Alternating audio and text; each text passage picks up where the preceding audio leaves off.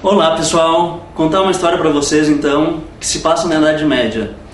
Imaginem um rapaz que cresce num vilarejo e ele sempre teve a vida dele de uma forma muito boa, muito tranquila, se desenvolve, estuda, trabalha, tem uma boa base de Torá, só que ele nunca se sente realizado. Ele sempre olha para o vilarejo que fica do outro lado do vale e ele enxerga um vilarejo riquíssimo. Ele olha para o vilarejo e enxerga o telhado das casas reluzindo. E ele pensa, uau, esse lugar é extraordinário. O pessoal é tão rico, que o telhado das casas deles é de ouro. Imagina como não é a riqueza dessas pessoas dentro da casa, na intimidade de cada um deles. Se olhar daqui é tão bonito desse jeito, nossa, eu preciso ir lá para conhecer. Acaba que esse jovem, ele acaba de uma hora para outra se desfazendo de tudo que ele tem. Ele tem uma casinha humilde, uma casinha bonita, se desfaz. Ele junta tudo o que ele consegue de dinheiro, então, e compra uma carroça. E nessa carroça ele coloca os poucos móveis que ele tem e ele diz, eu vou me aventurar, eu vou para esse outro vilarejo, eu preciso arriscar a minha vida lá. Ele vai para lá, é uma viagem longa, leva horas, e ele fica o tempo todo pensando, ansioso, como é que vai ser quando eu chegar lá? Esse lugar tem que ser extraordinário. Eis que ele chega no vilarejo, quando ele se depara com as casas, ele fica, ué, parece diferente do que eu enxergava. Na realidade, parece a minha cidade. O que aconteceu? Ele começa a olhar para os telhados das casas e na realidade ele vê que é exatamente do mesmo material do tipo da casa que ele tinha, de todos os telhados que tinham na cidade dele. Ele fica em choque. O telhado ele era de um material um pouco metálico.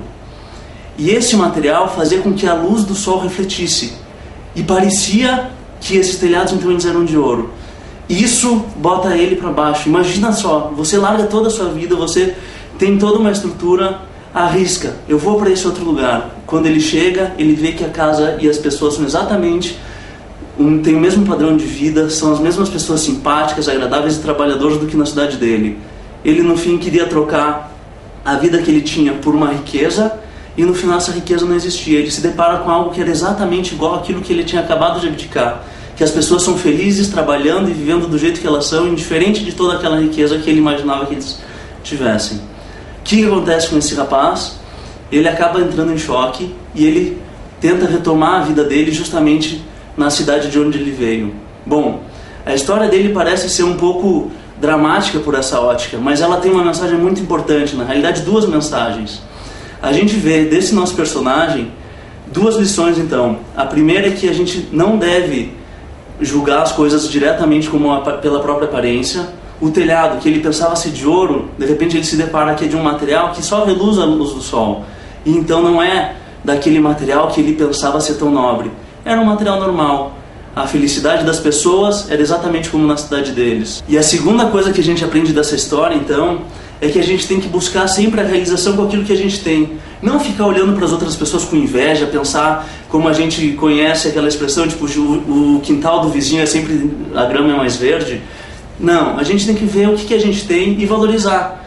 Valorizar aquilo que é nosso e sempre trabalhar mais e buscar mais para, claro, para crescer isso, para a gente poder tirar proveito daquilo que a gente pode buscar, daquilo que a gente pode correr. Mas não ficar olhando com um olhar de inveja e querer se aproveitar da situação. Não tinha necessidade de que esse nosso amigo abandonasse a vida dele. Ele podia de repente buscar a alegria dele naquele vilarejo dele que já era tão feliz e tão alegre. A inveja dele tirou o foco disso. Então a gente tem que buscar sempre valorizar aquilo que a gente tem para a nossa vida. Então é isso, pessoal. Shabbat Shalom a todos e até logo.